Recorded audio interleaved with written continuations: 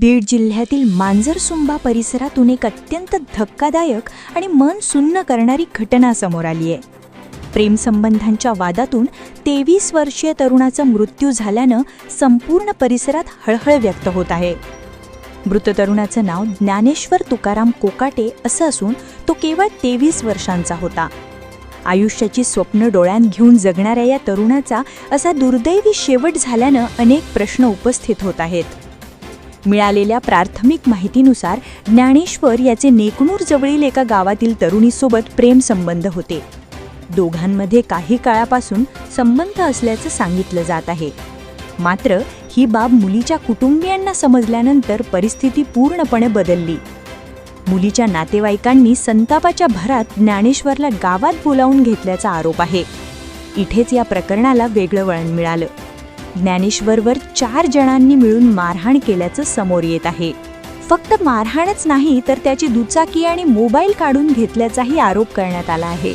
एवढ्यावरच न थांबता त्याच्यावर चोरीचा खोटा आरोप करून गावात बदनाम करण्यात आल्याची माहितीही पुढे येत आहे. एका तरुणासाठी सार्वजनिक बदनामी आणि मारहाण ही मानसिकदृष्ट्या किती मोठी गोष्ट असते याची आपण कल्पना करू शकतो. या सर्व प्रकारामुळे ज्ञानेश्वर प्रचंड मानसिक तणावाखाली गेला होता असं सांगितलं जात आहे. या घटनेनंतर काही वेळातच त्याचा मृत्यू झाल्याची बातमी समोर आली आणि संपूर्ण परिसर हादरून गेला. एका टायर पंक्चर दुकानाजवळ ही घटना घडल्याचं सांगितलं जात आहे.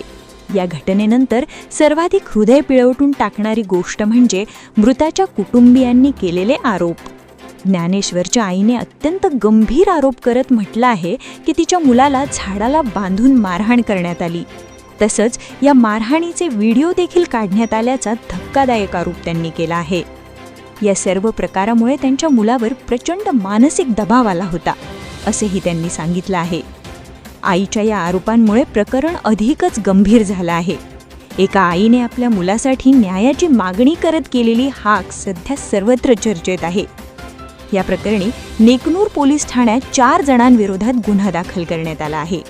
वसंत उंद्रे, सचिन उंद्रे, अशोक उंद्रे आणि प्रेम उंद्रे अशी आरोपींची नावे समोर आली आहेत. या 4घांवर आत्महत्येस प्रवृत्त केल्याचा गुन्हा नोंदविण्यात आला असून पोलिसांनी या घटनेची गंभीर दखल घेत तपास सुरू केला आहे.